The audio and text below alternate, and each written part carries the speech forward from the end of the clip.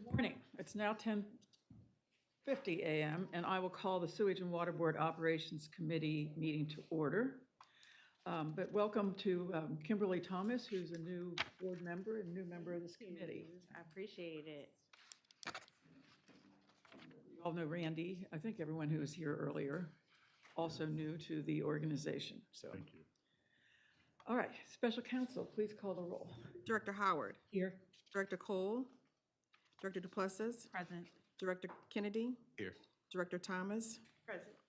Chair, we do have a quorum, and we also have joining us Directors Anthrop, Directors Scruggs, and Director Pacho. Okay, you're not on the committee anymore? Okay. We have two presentation items. The first one is on SWEBNO performance goals, which will be given by Jamie Parker, Chief of Staff. And I just want to give a little background about this. I mean, going back how many years now? Close to 5 years, we developed a strategic plan for operations within the organization. And it's been kind of a work in progress, but we've taken 5 areas to kind of pull out and develop metrics for and present these to make these easily available to the public. In this particular case, this culling of this work from the strategic plan was prompted by a request from the City Services Coalition. And since it's in line with what we already have and have been doing, the culling is not a big issue. But go ahead, Jamie. Okay, great. Thank you, Janet, for the intro.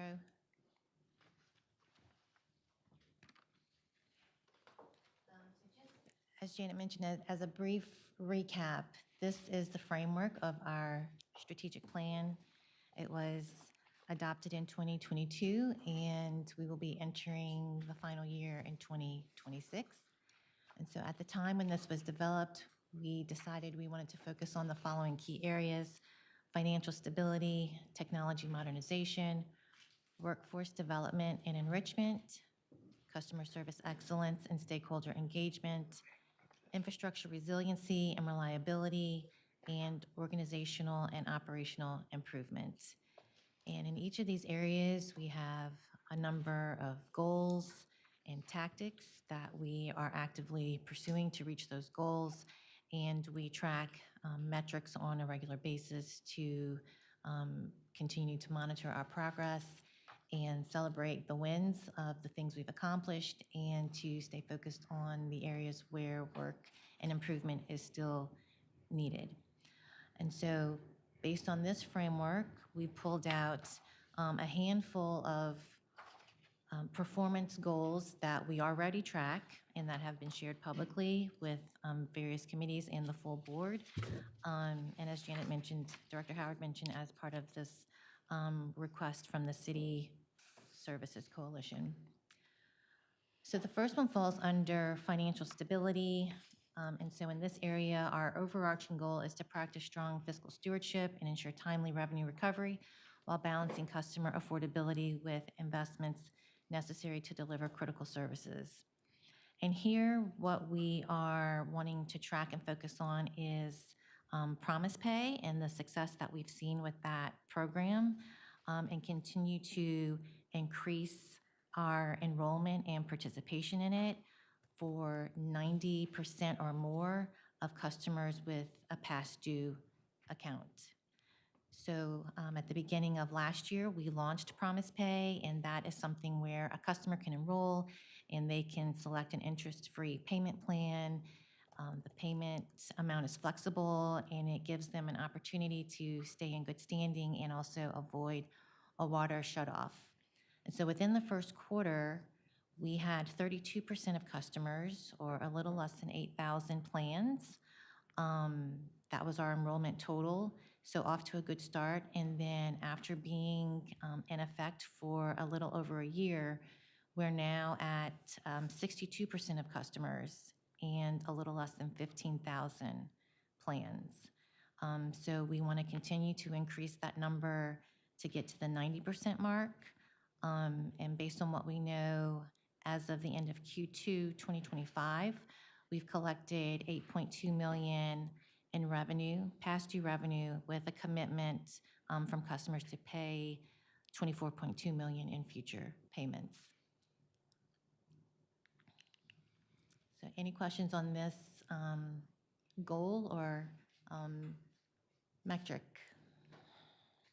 Do we have a date by which we want to accomplish the goal?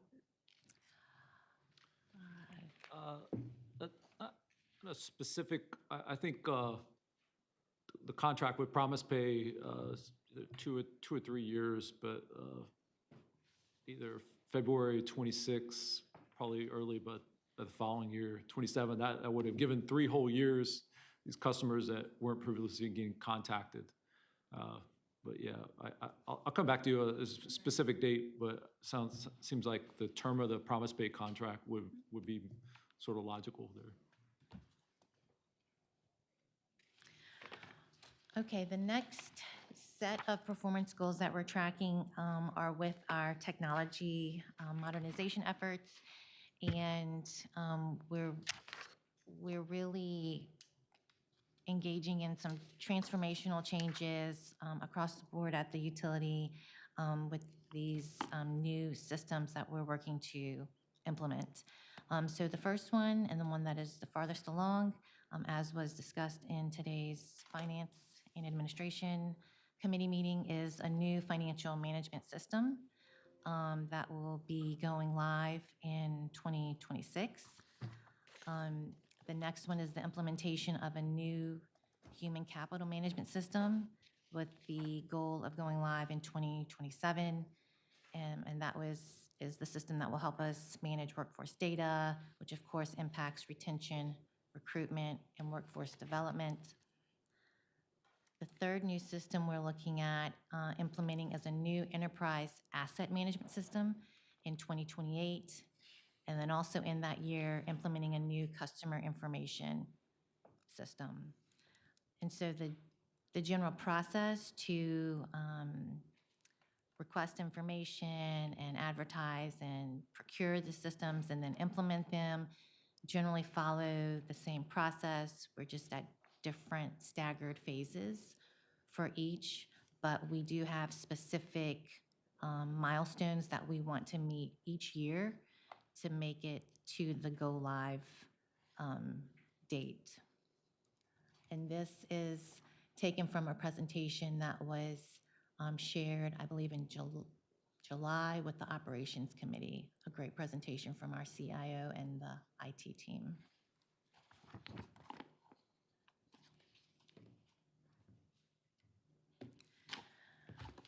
And then the final goals that we're tracking have to do with our infrastructure, resiliency, and reliability. So the first one deals with our drainage system, the minor drainage system, which we became responsible for as of January 1, 2025. So we've already done quite a bit of work just through this year, through the selection of a contractor and assessing and cleaning and repairing parts of the system. The info that has been shared from our General Superintendent's office is cleaning over 7,000 catch basins and 200,000 drain lines to date, and removing more than 5 million pounds of debris from the minor system. So our goals here in the short term really is just to continue assessing, tracking, and cleaning and addressing point repair backlog, but this of course is subject to available funding. And then really the long-term goal would be to do this on a recurring basis, 20% of the minor system every year, where we would complete a full assessment and cleaning every 5 years. But again, funding remains a critical issue. 25 million to 40 million would be needed annually to meet this goal. Jamie, can we restate this? You know, you had tactics before, and I think that goal short-term is really a tactic. It's what we're doing right now. Can we restate the goal as subject to funding, increase minor drainage assessment, to assess, repair, and clean 20% of the system? That's our goal. So remove the short term and call the last one a Well, I'm tactic. saying, the short term, the goal short term seemed to me is more of a tactic, an interim step. But the goal, it looks like, is assessing, repairing, and cleaning 20% of minor drainage system each year. Yes. So if we could Understood. state that as As the the goal. goal. And, may say beginning in such and such a year if we're still doing the interim steps. But I think that would help to clarify that. Okay, so I'll move that up to the top as the goal. Got it. And Subject to available funding. subject to available funding, I think we need to. Okay. Thank you. Okay, next on to the water system. And so this has to do with work orders. There are various types of work orders managed by our networks department. Those that we've listed, I don't think are all inclusive, but the main ones, hydrant leaks, service leaks, main breaks, and meter inspections and repairs.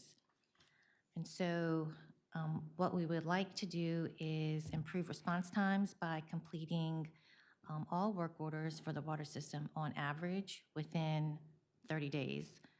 And so in some instances, we are already meeting that goal. In other instances, we're very close to meeting it. And then at least under hydrant leak, there's improvement that could be made there. So that's something that the GSO is tracking and that we can continue to track and work on to improve over time. Related to that is also the replacement of aging transmission mains throughout the system, and for us to continue to track and then share publicly and report out how many miles of water mains have been replaced or rehabilitated. We talked about this, Chad, you go ahead. I think what we really need to say here is we're going to look at these different response times. What is our goal for the response time for each of these different things? And what percentage do we want to meet, set as our goal to meet those? So if it's a hydrant leak is now taking 108 days and our goal is, what should it be? What should a hydrant, someone give an idea? I think it should be 30. That's the goal. Yeah, the goal would be 30 days for each. So our goal is to get 30 days, and we probably want to say that X percent of these repairs occur within 30 days, rather than saying on average, because you can't really calculate what that means. But if you said, our goal for hydrant leaks is to fix 75% within 30 days, that would give us something tangible. And do it for the other ones. And I don't know what the percentages are or anything like that, but it's too amorphous currently. So tie a time period to. Yeah, a time period and a percentage. And the other thing I would like to see is a more incremental goal. If your overall goal is 30 days, I think I would like to see like the percentage increase by 10% in 6 months, and then a way to track it to 30 days. I know I just jumped in the middle of the conversation. It just seems like it's the quantitative aspect of what's being reported out just seems to be missing. Overall average is not where this committee wants to be. It needs to be a little bit more tactile so we can see and truly track progress. Averages are a blur. When something as specific as we're tracking a metric that says 23 days. Is it where we want to be? Is it not? And then how we're going to get there. I'm looking for historicals.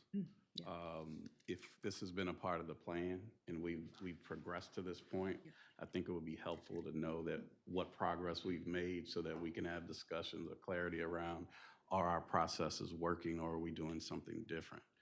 Have we gotten to this point and we're calling it a success because we're trending towards our goal? Or are we recommending that we take new orders or new policy to get to our goal? And also acknowledging that the main break at 23 days is past goal.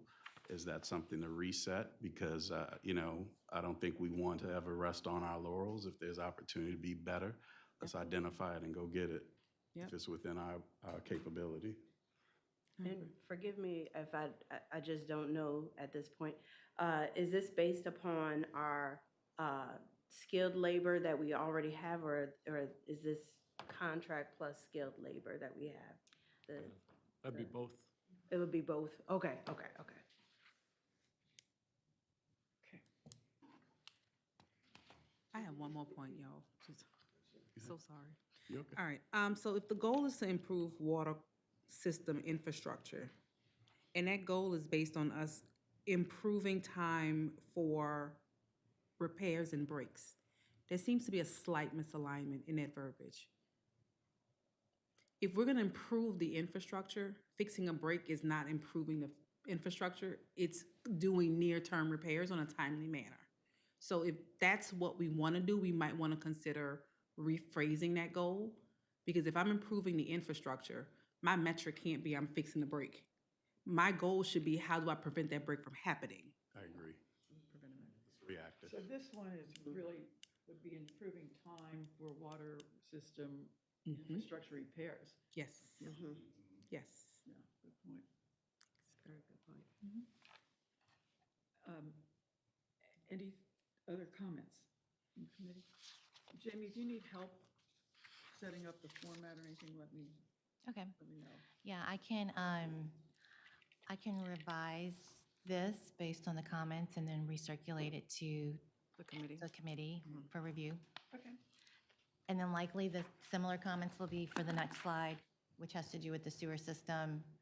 But again, tracking response times to complete work for work orders within 30 days.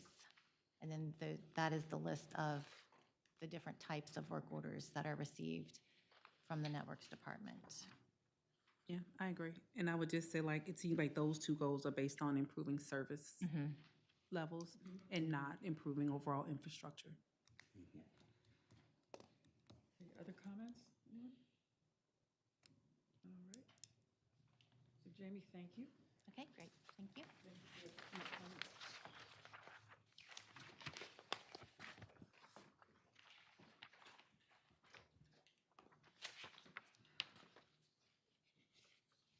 Okay, the next item is from the Human Resources Department, Kimberly Batiste, Interim HR Director. And this is in response to a request I made to the department to take a look at the plan that was the people plan, which of course was, the overall recommendation there was to move out of civil service. That was not favorably received, and so the question became, with all the problems identified in the people plan, what can we do short of that recommendation to improve the situation? So, Ms. Batiste. So, good morning, everyone. In response to a list of questions that came over specific to processes, we were asked to provide additional information on our performance review process. We were asked to provide additional information on our utility-specific SWIPNOTE classifications. What do we have, to what extent do our classifications mirror the citywide positions? And lastly, we are going to address the classification compensation study, RFP, that although we've suggested it over the last 3 years, it's been rejected and not accepted in our budget. So to get started with this, I just want to give you guys a quick overview of what we'll be talking about, those key points and objectives. Again, to address the employee performance review process, the criteria for the evaluations, the department tailoring. We're going to give you some samples of the ratings and the breakdowns. We also will introduce some of the manager training and challenges that we have in this process. Additionally, we're going to take a look at utility-specific positions in addition to our compensation, classification and compensation study, the $255,000 budget request for that, and then we'll take a look at the scope, the definitions of how we will determine that study. And our training manager, Joe Longo, is going to present how the performance review process works. Okay, yeah, thanks for having me down here. I'll quickly go through these slides. It's basically a review. I think most people are familiar, but Mr. Hayman probably isn't. But the bottom line is that the performance evaluation system is mandated by civil service, and so we use basically what they give us.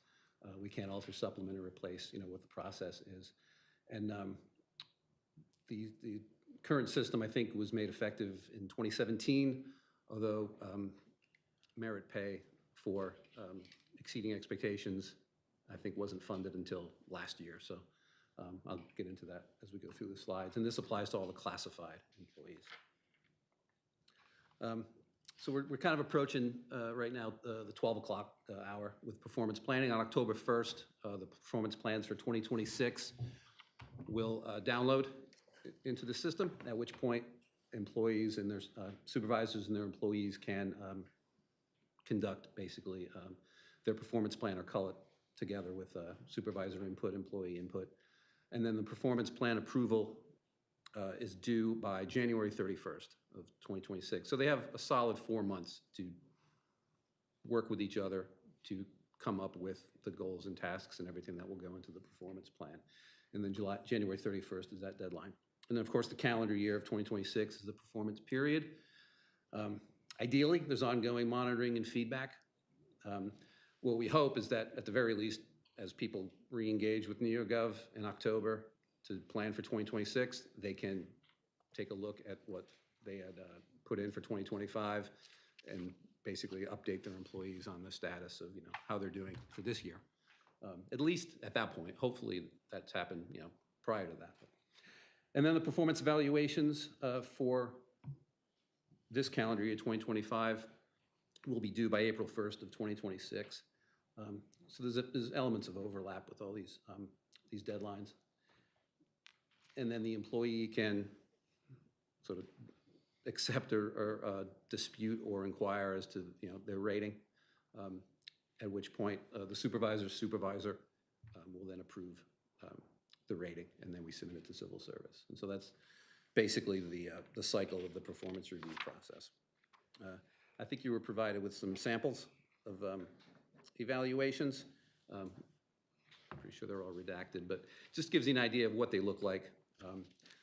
So supervisors have it's not going to be in the packet, I think. They were given to you separately. Look, underneath your packet, you'll see some samples that we put together for the review process that you all requested, the committee requested to see what these look like. Yes.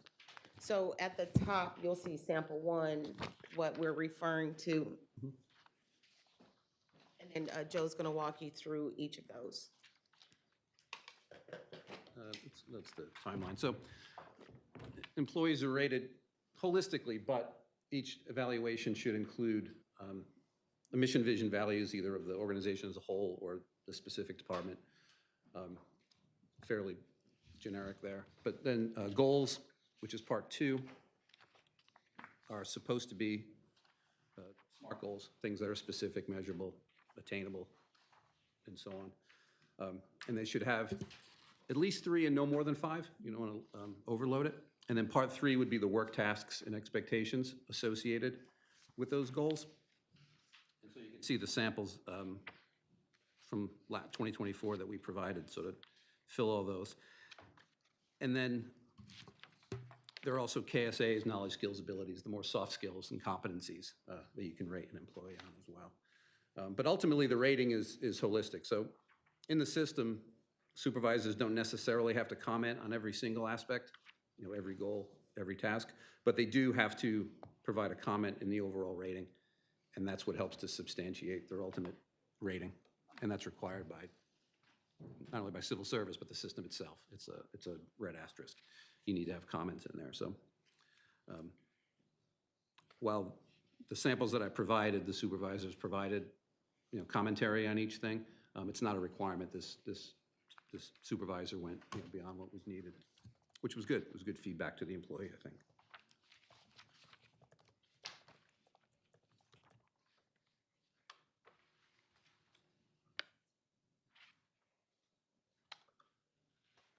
Okay, so I went over the details of the performance planning session, and again, it's right around the corner. Civil Service should download those October 1st, then supervisors will get into gear, and they've already been notified of that to make sure that the reporting structures are what they're supposed to be, and that we upload all the new employees who are coming in this month as well. I think I'm going backwards. Yeah. Okay. This is the breakdown from last year that Civil Service provided. It was actually a screen grab from one of their commission meetings. But it just shows you the sort of ratings, the category breakdown among the different departments throughout the city, so you can sort of see where we sit in that in those categories. So last year, 30% of our employees were rated as an exceeds expectations. About 2/3 were rated as meets, with a small percentage rated as does not meet. We had 98.3% completed. Not a few people went unrated and fell through the cracks. But generally speaking, it was very successful. This is really the first meaningful number of performance evaluations. This is the first year that a meaningful number of performance evaluations were completed. So we barely went from 0 to 98.3, so keep that in mind. What do you attribute that to? The merit pay. Merit pay. Yeah, without the incentive of a merit pay, Uh-huh. there was very little buy-in to do this at all. But that definitely, and I think now, not only, now that people have actually seen the money, I think we should have a little bit less trouble getting participation, this go around, Got it. hopefully. Thanks. See, there's quite a disparity between departments in terms of exceeds expectations, and I would argue that the Sewage and Water Board has probably been very judicious in how we distribute. Our managers have been thoughtful in the distribution of exceeds, meets, and does not meets. But you can see some of them are up there in 86% of their total employee population exceeds, which doesn't necessarily make a lot of sense when you look at performance management systems, but that's where it is, so. I have a quick question. What does the training look like for those that do not meet expectations? Is there something that is measurable that they can kind of attribute to their performance? Something that is a test or some type of ongoing training? Like a performance improvement plan, Yes. for instance? Kim can probably speak to that. Yeah, absolutely. Thank you for the question. So when we run into the situations where employees are in that does not meet category, one of our strategies has been to engage the managers, provide those employees with additional training, and even create mid-level managerial training to get those managers.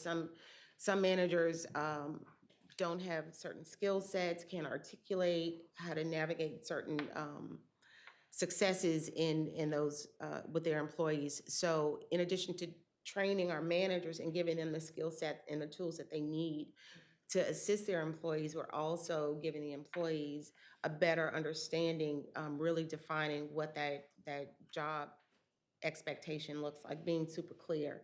And so with the merit, with the money attached to it, it incentivizes the employees to get granular, to get in the weeds with those positions, and really turn it out so that they are hitting the marks in success. They fully understand the goals of. Yeah, so we work a lot with Joe to help redefine the goals. A lot of times when you go into the system, it's number one, it's very complicated. Some folks they need assistance in how to define the goal, how to articulate what that goal is, what it looks like in application. And so after being reintroduced to NeoGov and the actual merit pay that's tied to this performance system, now we're able to put hands-on to actually build out what this looks like for the employee and make it super clear what success looks like in that position. Question, to the best of your knowledge, do we have any other city agencies or departments that are comparable in size, or are we, by and large, the largest entity that is utilizing, that is under civil service and utilizing the program?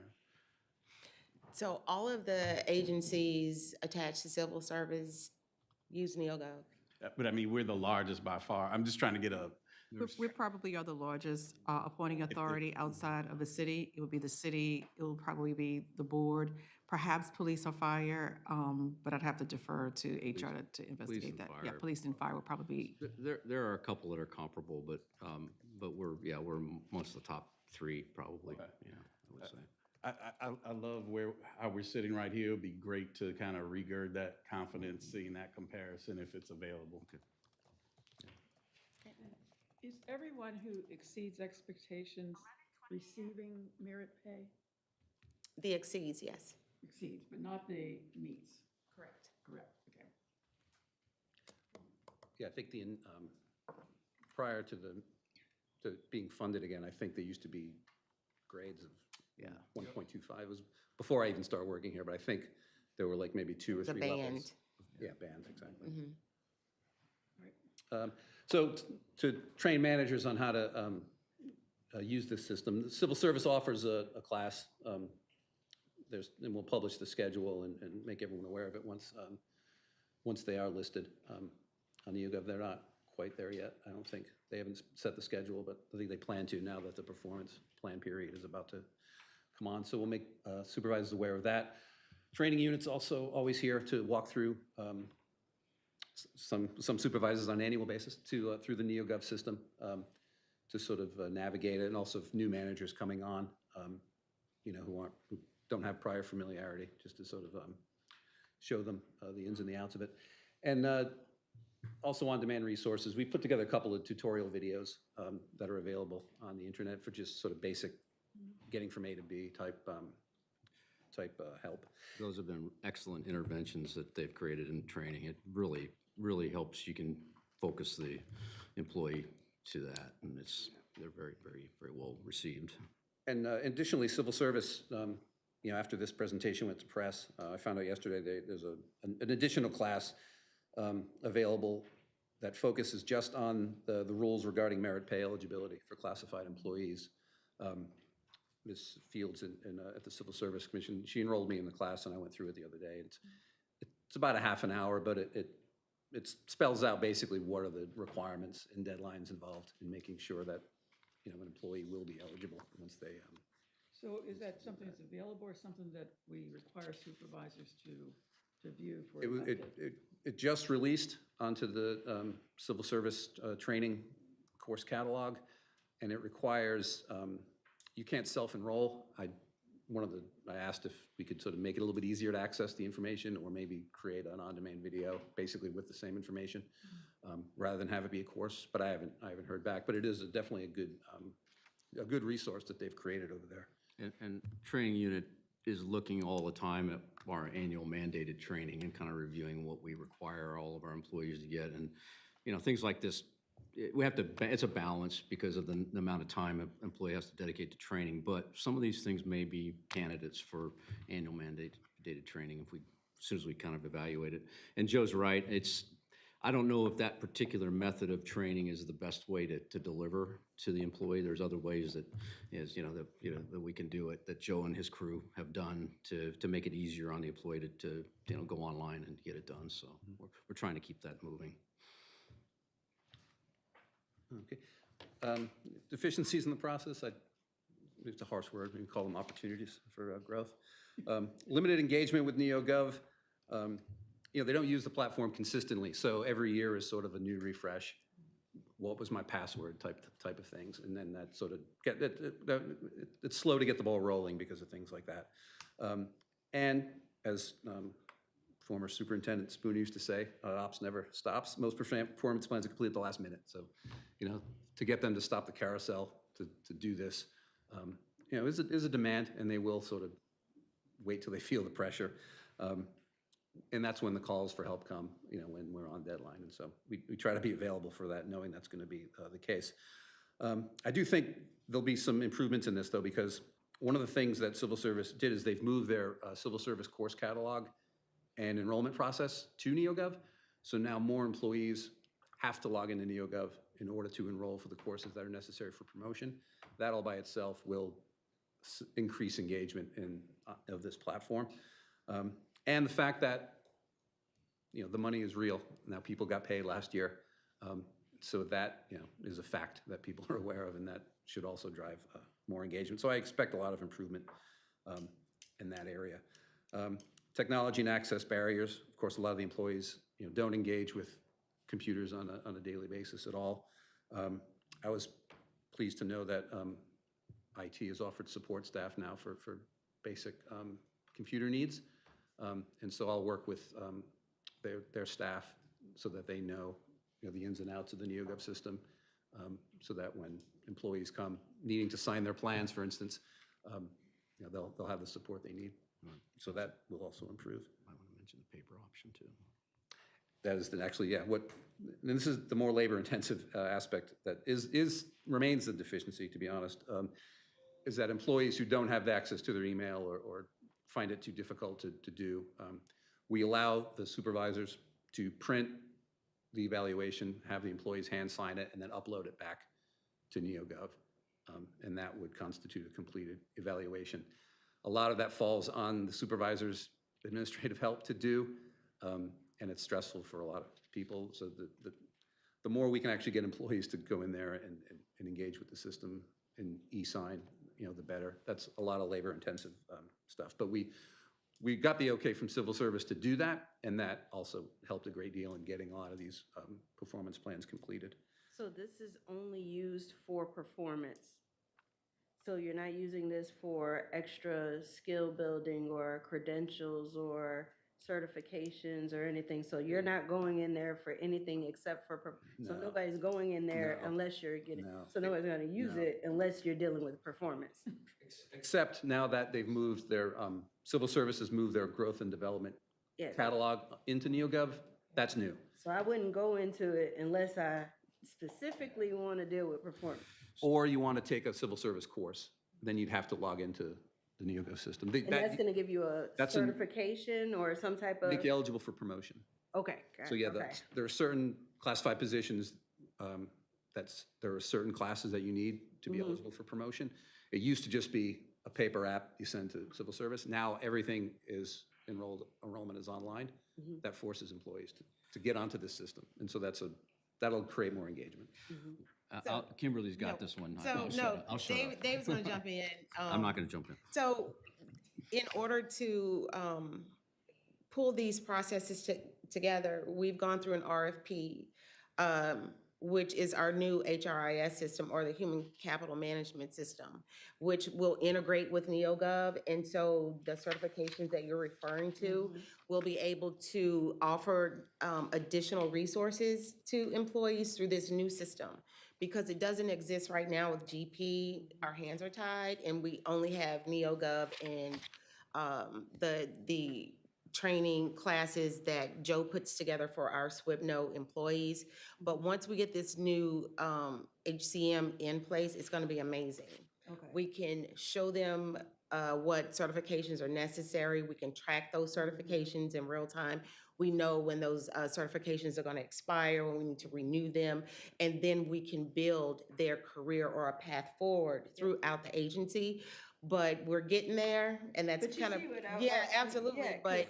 If you're NeoGov, talking yeah, it's a about something one-stop that's shop. dealing with sanitation and you're saying, okay, people are not meeting expectation, and you have a certification that's saying, okay, I'm doing training to make sure that I'm strengthening this. And even if it just lives for Sewage and Water Board, oh, okay, I got a certification because I did this training. Correct. I met this goal, right? Or if it's a OSHA course, you know, I did this training, here I have this, you know, or if it's dealing with certain types of equipment. Yeah. That's gonna allow you to engage with the actual platform more. But if it's just for performance or just specific to another job, I'm not going in there. Yeah, well, So Dayforce, which is the one we talked about earlier today in another meeting that was selected, has shown us how things like NeoGov can be integrated. It's still NeoGov, but the way they integrate it into the Dayforce system makes it more one-stop shop and integrates some of the things you're talking about.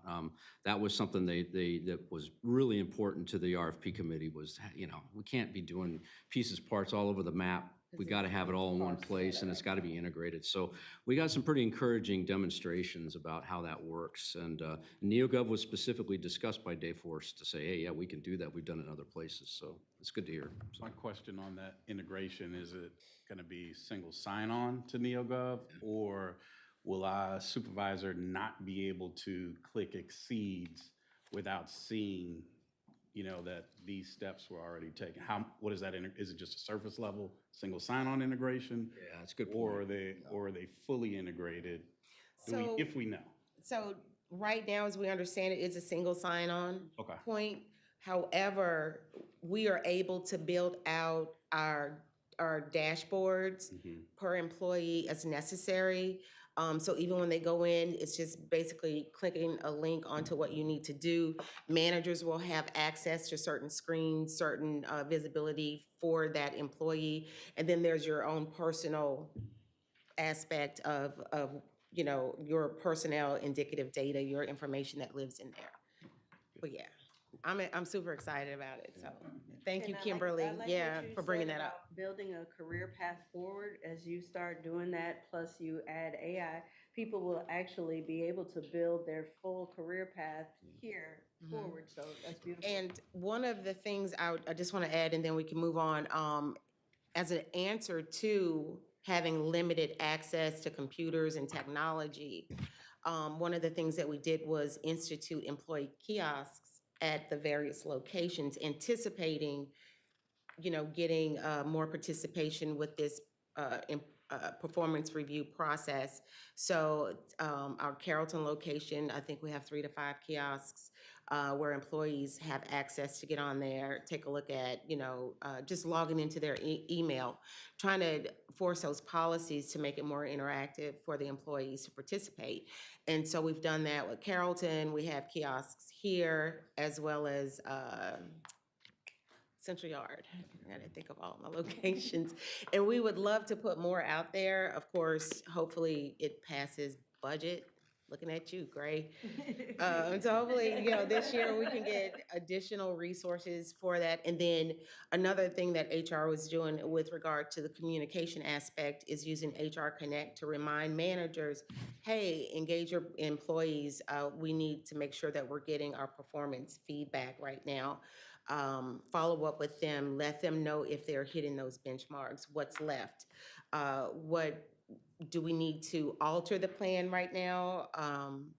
Do we need to change some aspects of what they're doing so that they're able to hit that exceeds expectation? So, Kimberly, I'll any jump other in questions? Real quick with a comment, sorry? just to confirm Oh, your question, yes. Director. Single sign-on was a requirement of the selection. Yes, sir. Okay, great, thank you. Thank you. Thank you all. So we are transitioning to classifications. Some of the questions that were asked, well, what types of classifications do we have and to what extent? Can I ask one question? Yeah, Ron? sure. What- Oh, no, you just answered it, the breakdown of exceeds versus doesn't. Yeah. Okay. Yes. Do you want to look at No, that? no, Scott? I'll go back and check it again. So in addressing those questions, Terry Scipio, she's our classification comp manager, and she's going to take a shot at explaining our classifications and the positions that are utility specific. Good morning.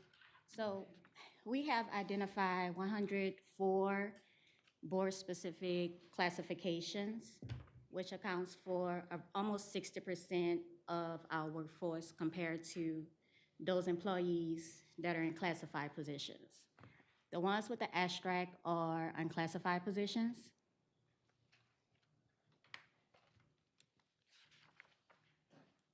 So these positions are tailored specifically for the board.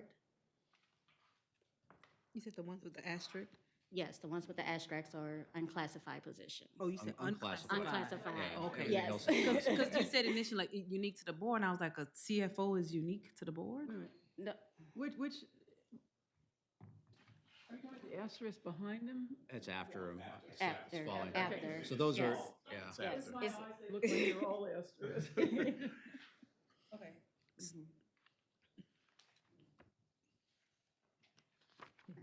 So just for clarity, we're the only utility with the CFO, I mean, only agency with the CFO? I'm sorry, So CFO is not unique to the board, right? No, it just means classified. Unclassified, at-will position, Yes. yeah. So the board-specific positions were created and tailored to specifically for the utilities needs. And those are referred to as utility classifications. Yes. Just so everybody, kind of for terminology, so. This is an example of a board position versus a citywide position. The network tech is specifically for the board, and the laborer is a citywide position. So here you'll see an example in the difference of the kind of work, what a city laborer does and what our network's laborer tech would do. The scope of the work, examples of it, even the difference in salary. The network's tech is specific to the board. They may dig trenches, deal with gas, deal with electrical lines. They perform housekeeping in some areas, small repairs in trucks. Whereas with the city position, it's more generic, it's just more cookie cut out, and the utility has specific needs. And so that's why when you take a look at our classifications, to differentiate the board from the city, you'll see the utility designation added to the front of that position. How many positions do we have that are shared with the city? How many classifications? There are approximately 1,200, if I'm not mistaken. But, I mean, Well, no, we you're- have all 1,200? Position. Yeah, how many citywide positions do we have? Yeah. We have that number, I know. Yes, we do.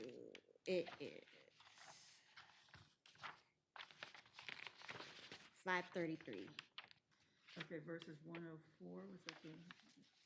So we have 533 city and then utility, how many? I'm sorry, Okay, it was let's, five- I'm let's sorry. differentiate Yes, here. I'm Because we've got people, and then we've got It's- classifications. So, yeah, so that's a difference. So, you know, and we have 1,200 employees, X number are citywide, X number are utility. Right. And then what I think we also need to differentiate is how many utility classifications we have versus how many citywide classifications we have. So, yep, let's start. So out of our 1,200 or so employees, 533 are in citywide classifications.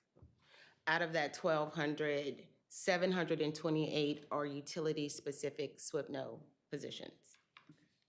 And then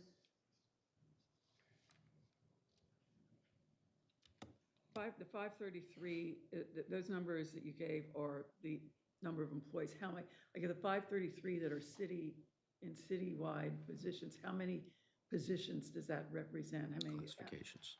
How many classifications does that represent? Let's see.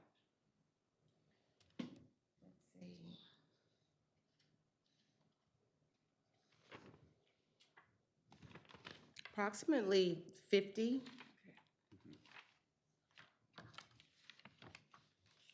And on our side, it would be 104. If we know, again, going back to a previous question, do we see anything comparable with NOPD or anyone else where they have a majority of their positions specific to their operations and distinct from the classified city? Do we see that at all? Do we know? I'm just trying to get some comparison of how we feel and how we look in the universe. Or are we really, really unique in this challenge? Do you want to? Well, I mean, the airport's a good example. Okay. And I don't have the numbers for them, but they're a good example of an organization that has airport-specific in their terms, in our terms, it'd be utility, but airport-specific positions versus citywide positions. And I don't know what their breakdown is. But they're like us in that respect. And you're right, police and fire have a good number of, and they're way more towards specific positions for their particular. They but may be included in civil service, right? I mean, the classifications may be, because what we're saying is the majority of our folks don't fit the civil service definition, Yeah. right? Yeah. Well, That's what that's what all this presents. And the reason I ask about the other entities is because when we go to City Hall to ask, it seems like if someone else is singing a similar song, maybe we need to join efforts in this regard. You know, that's where I'm. my experience here, and please jump in, Kimberly, but when we have an ask that involves trying to create a new position, a new classification, one of the litmus tests they apply at civil services, if it's going to be utility classification, there has to be some aspect of it that's unique to our organization, utility-oriented, unique to our organization, some aspect of it. And you know, sometimes there's more of that in the position, and sometimes there's less. But that's always going to be the litmus test they provide, whether they're going to support that. Now, we've been fairly successful in the recent year of creating or changing positions to utility. In various positions, right? There's, you know, I mean, there's several examples of successes there, and then there's a couple examples where we're kind of banging heads with them because they're not buying the utility, what we want them to see as a utility aspect, and they're saying no, that's a citywide because everybody's the same, you know, in the other agencies. So that's that's a little bit of a background on how that effort's going. And Kimberly, you're right in the middle of it, so add to it. I am in the middle of it. And then, so in addition to that, to draw out your question, I know several other departments we just recently started working with, such as the fire department and police department. They are having similar struggles. And so we attend the commission meetings every month and we listen to some of their asks. And so now we are thinking of, and Yolanda even made a suggestion, is to get with those other agencies, form a coalition and present a unified front, because some of the positions are similar agency-specific asks that we need. And so we are joining forces and holding hands and singing and all that good stuff to combat. Yep, absolutely. So if we just wanted to adjust compensation, we've got the 104 utility-specific positions, but you've got to move the whole organization together. So you have this other 50 that are citywide, and we can't adjust those without the city adjusting, right? Yes. So that's a real complication. Okay. It's a challenge. You know, and civil service, please don't let this be a rabbit hole, I'm sorry, but civil service just finished a class comp study, and mostly, in fact, all of it was citywide classifications. And their determination was that most of the positions required a pay bump, but now, and they wanted to do that sooner than later, but apparently the way it looks right now is that's not going to be considered until after the new administration comes in January, or beyond that based on budget issues. So, you know, but they have, that adjustment is floating around out there, and civil services in support of that adjustments for citywide classifications. So, and we're going to talk about class comp studies shortly anyway, but we can go into that more later. But. I had a quick question. Director Howard pointed to one of the implications of the information that you provided here. Can you just explain to me what's the implication of what we're looking at? This mismatch between the two systems. What's the so what? Between. So I'm following all of the data and the information you provided, but I'm trying to crystallize it into what does it mean? What is the implication of this system mismatch? Well, okay, I mean, and I understand your question. It's the complication of a hybrid system, in my opinion. You know, we don't have full control. Civil service still controls those utility classifications. We just have a little more say in the specifications and the requirements, and we can actually make recommendations on pay too, we don't run into the roadblock of the citywide even-handed view that they want to make on the citywide classifications. So I guess the so what is, yeah, it makes it more complicated when you're trying to deal with the entire workforce. And, you know, a hybrid system does that to us, and that's always going to be a challenge. And we're, you know, we constantly, and again, the class comp study we want to do, I think is going to help us in those battles. I don't see us getting around some of the complications that occur because of the hybrid system, but I see us being more successful when we can point to a no kidding professional class comp study that's up to date, that covers all SWIBNO positions. We'll even throw in the citywide classifications in there too, just to make sure we've got our own view, professional view of what those positions should be paid, and and as Janet has made very clear, what the classifications should really look like as written, and the requirements for it, because it's a class comp study, so classification is just as important as the compensation part of it. So I don't know, I probably went around the block a little bit there. No, I just want to make sure I understand, and I know you have the study in, and there is a particular purpose that the study is serving. I just want to make sure I understand big picture where we're trying to go and the problems that we're trying to solve. Yeah, so the study would help enforce or provide a foundation or justification to get that bump in comp for our positions, because again, to do anything, even if it's a utility-based position, we have to get permission from civil service with the budgeting, with, you know, the asks of the number of people in those spots. It's still very heavily regulated by civil service, unfortunately, or fortunately. So for the system that you all have, that performance system, all right, so if they come in with the job description, right? They go in, the performance has metrics, and that has a range on whether or not you meet the expectation, you're subpar, whatever. Is that if that's based upon the job description, and if you're exceeding the expectation, that gives you a pay bump. So then that's your range, and you can only go so high. That allows them to be able to say, okay, this is what meets or exceeds the expectation for this job skill.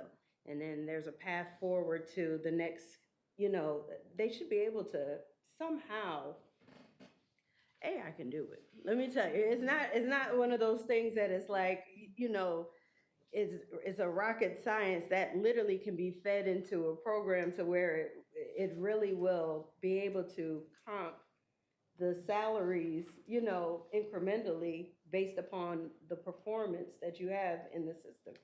So Rule 4, the pay plan says differently. We have to abide by their rules, and we still have to get permission for that. So one of the asks was, and I don't want to create a rabbit hole either, but one of the asks was to use the salary bands, so that because what happens is we have a finite number of positions that are approved, that are budgeted for. And so we have employees who sit in those positions years without being able to be promoted, and the money stays the same because there isn't an open vacant seat for them to go into, because the other person has been occupying that for, I don't know, 20 years.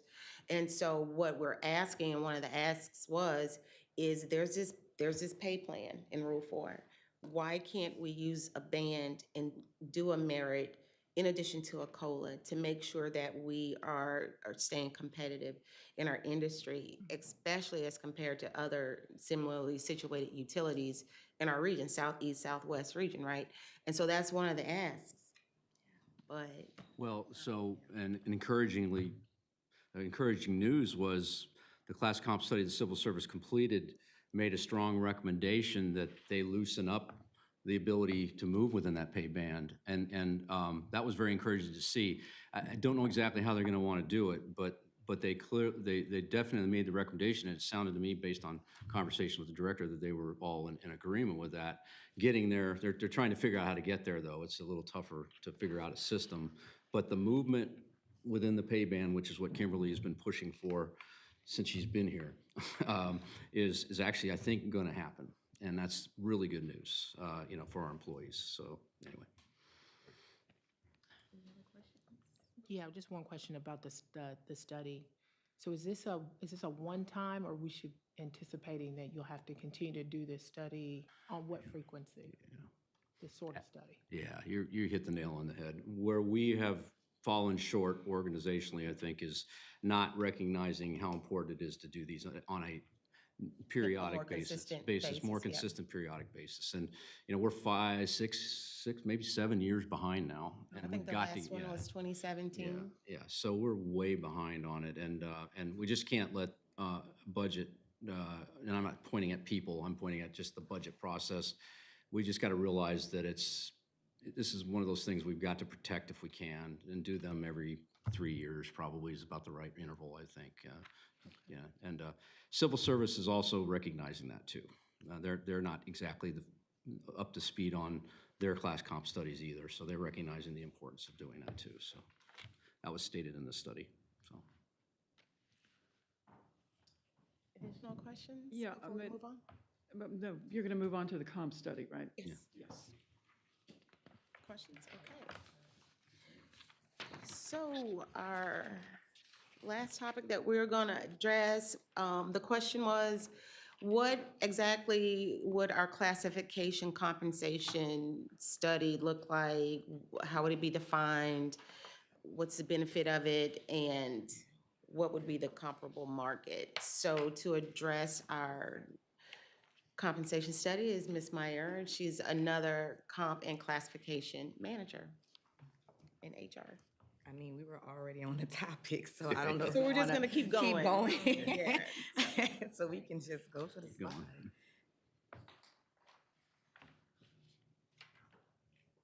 Am I going backwards? You're going backwards, yeah. There you go. Okay. So we want to continue? Yes, go ahead. So, as we were talking about the class and comp study, I think the last one was done in 2016, 17. So we have been actively putting it in our budget for the last 3 years. But unfortunately, sometimes we have to cut budget, so. it's a big line item. Yeah, it's a big line item, so we're gonna put it back in the budget this year to do the class and comp study, to work with, even though civil service has theirs going on, we're gonna go ahead on and include the citywide and the utility positions instead of just the citywide positions. So once we, get budgeted for it, then we can go through to see what we need and where we're gonna go with all of the positions. I know someone brought up the police department. Police department does have unique positions. One of their positions that's unique to one of our citywide positions is a police technician. Police technician makes 36,000. And they're compared to our office assistant, who's like one of the customer service walk-ins or the customer service.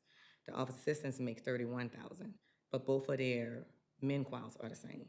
So the police, of course, probably a couple of years ago, went in and did the police technician.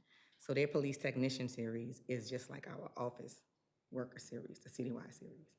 So I know somebody asked that question. So that's like the only difference. I know airport has office workers also, but that's the citywide position. And all of our customer service are office workers, office assistants, all the way up to principal. And the police technician has police technician trainee all the way up to the 4, which is a clerical position. So we're trying to most likely, when we do our comp study, because it's a police technician and we have an office assistant, we can do a utility technician or, to perform our clerical position. That way a person that's an office trainee or office worker doesn't have to sit in a position for 3 years before she can even, or he or she can even be promoted up to the next position. So basically, that's what we're gonna do with most of the citywide positions and our utility positions when we get prepared to do our classification and comp study, because we're gonna go through each classification series. What would be really awesome after this is, once you do a study, is having that impact and show the city what the direct cost-benefit analysis is from this, and then market it so that people are excited about what the job market looks like, so that they understand what career building looks like afterwards. You know, people are intimidated with applying because it's off-putting. It's like, you know, no one wants to really go down that rabbit hole, whereas now you're saying, hey, you're not going to have a dead-end job or there's not a glass ceiling. So this is something that needs to be rolled out afterwards, like, hey, we have careers here. This is another reason to stay in New Orleans, to build a career in New Orleans. So, And I think you're speaking also to the classification part when it involves a series and taking a real hard look at, does that make sense? And does it grow and does it provide a pathway? Yes. And what happens when you reach the end of the series, if there's an end to it? Is there another jump that could be made? You know, so those are all things I think have to be looked at on the classification study side of this whole thing. And I think that will be done, so. and then the other thing is, do our schools speak to what your study is going to provide? You know, are we recruiting talent from high school to colleges or any type of specialty tech where this is appealing to them, to where they can walk into these jobs and say, you know, hey, I want to go here. This is what this looks like at entry level.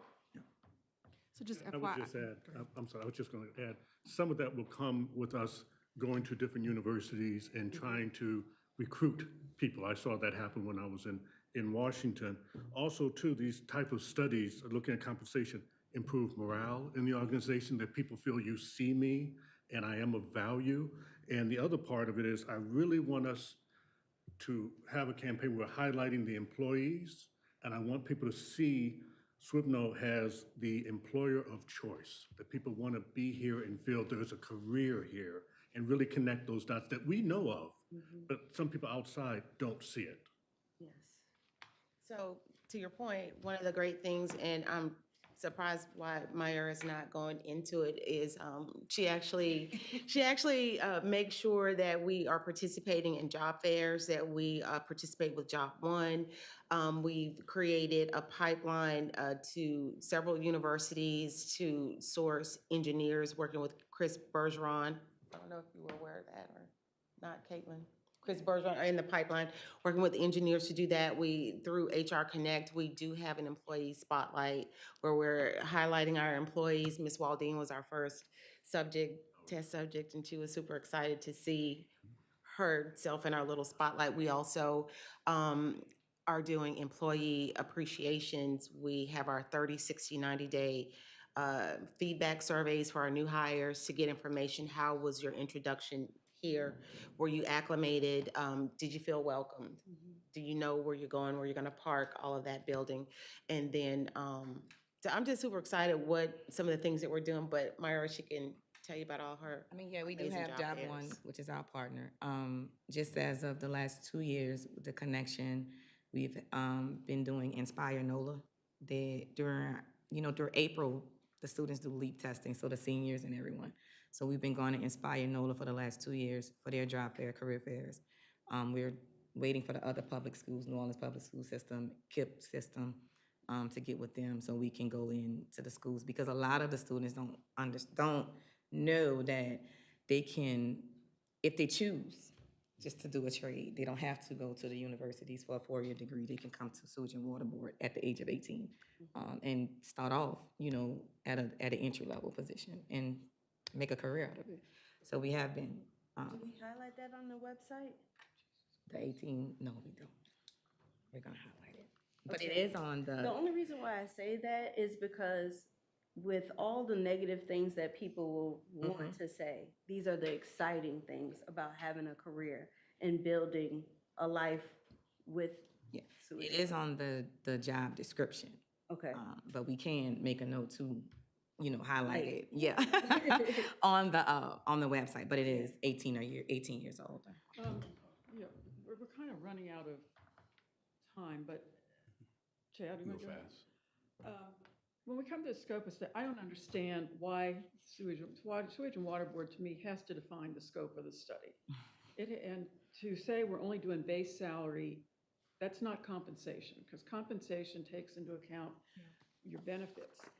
There are things that are offered by the Sewage and Water Board that should be taken into account that are not offered by, say, private employers. You don't have healthcare, continuing healthcare, for example. You don't have pension systems. And so I think that any study that is just based on base salary is useless in terms of really measuring what we're paying. And I would not support that at all. And scope has to be defined by us. You don't want to interfere in what the consultants find, but when you go out for an RFP for something like this, you'd be asking, what is your approach to this? You know, how are you going to do it? And looking at that. So there's an iterative process. Obviously, you're not going to define the market or something like that. But to say, we're not going to touch this, we're not going to define the scope, I don't even understand where we're coming from. Are we saying that?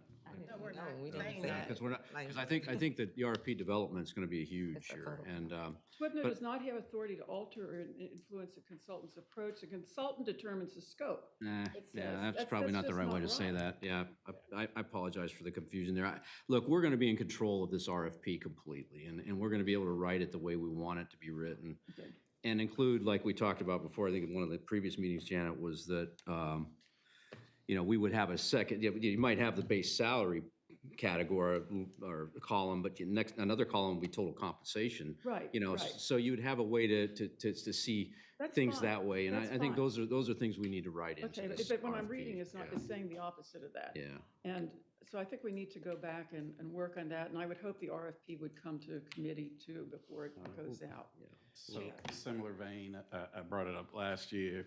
I think we need, and for my language, it's organizational development or org management. It's something where you're not just having a survey of position and comp.